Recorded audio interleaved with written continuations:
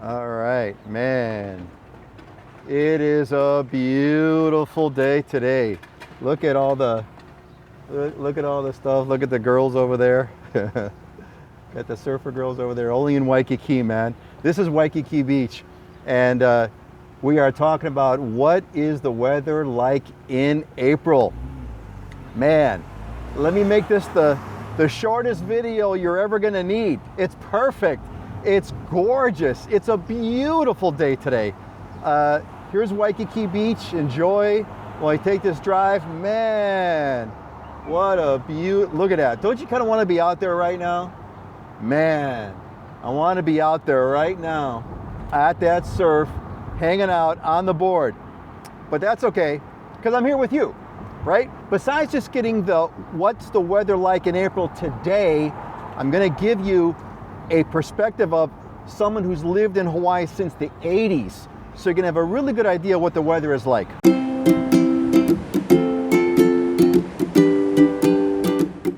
Aloha, I'm Peter Kay, and I connect with people that want to live in Hawaii. So if that's you, this is your channel. Click subscribe, get the notifications. We come out with videos every other week. All right, so the obvious thing, weather is perfect in April. I think April's one of the best months. It's always perfect, and it is always perfect in Hawaii. The only question is, how is it different? And that's what these videos are really all about. Now, each month, I do talk about a different aspect of Hawaii's weather. So if you really want to get the full picture of Hawaii's weather, you want to look at all those videos. It'll give you a good rounded perspective. Well, unpredictable March is over.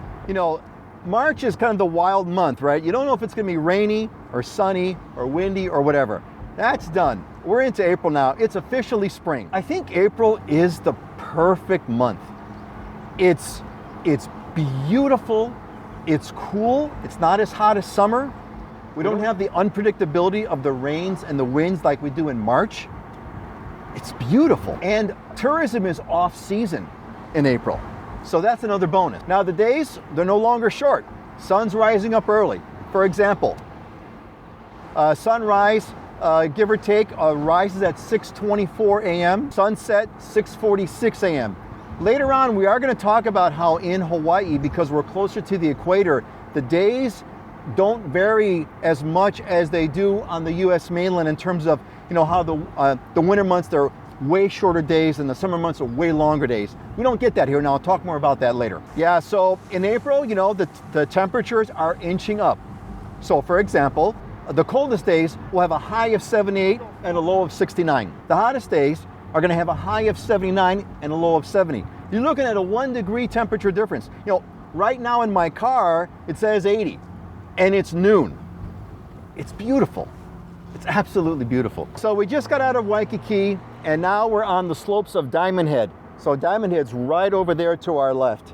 And this is a very, very opulent, one of the wealthiest neighborhoods, the most desirable pieces of real estate, some might argue in the entire state. They got these really cool little parks that you could walk to, like right here, Beach Park right there. No parking lot. The only way to get there is to walk there. So it's kind of like built into being, living nearby. Here's another park right over here. You take your bike, park here. Can you imagine? Enjoy yourself a day. Look at, there's nobody there. There's a handful of people there.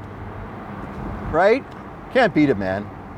Look at this day. It's just such a gorgeous day. I love the noon sun, the way it comes down. It's awesome. So over the next 10 days, just to give you a sample, the 4 days are going to be partly cloudy. 2 days will be mostly cloudy. And 3 days will be partly cloudy and windy. But today, is there a gorgeous on the sign somewhere? Because I want to put gorgeous on the weather. It is. So, April catches some of the last gasps of winter. You'll get a couple days that might be a little rainy, a couple days that might be a little bit windy, a little bit of that, but it's pretty much almost over. But you'll catch a couple of those in April. North Shore surf, almost gone. Almost nothing left. Get the occasional bump, but the North Shore is pretty much down. South Shore is coming up. So we're getting more and more bumps in the South Shore because, as I mentioned in previous videos, The north shores get the winter swells, the south shores get the summer swells. So we're in transition. The east side is now becoming rideable.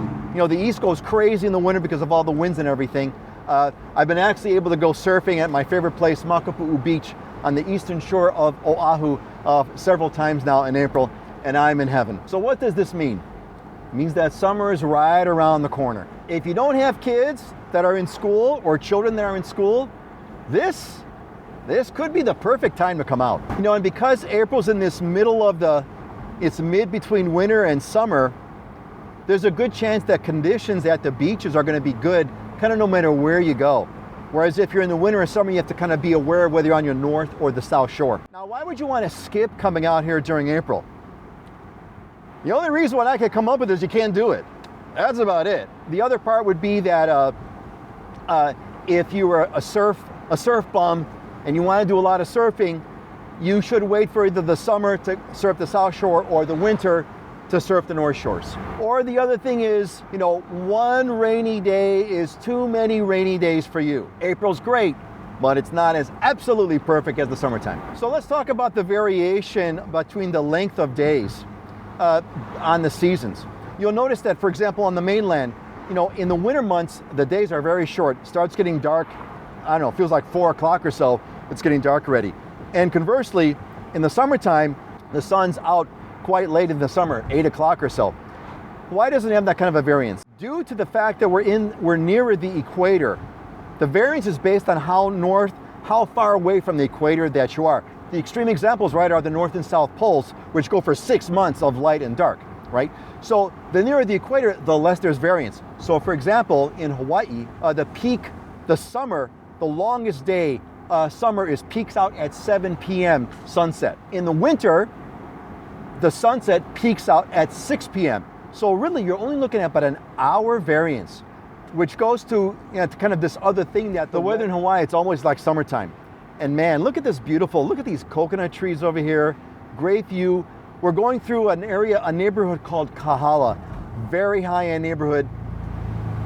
These are all like $10 million homes in this neighborhood. Very high-end, beautiful. So look, in summary, Hawaii's weather is perfect. We're always got short sleeve shirts on. We always got shorts on, always wearing slippers.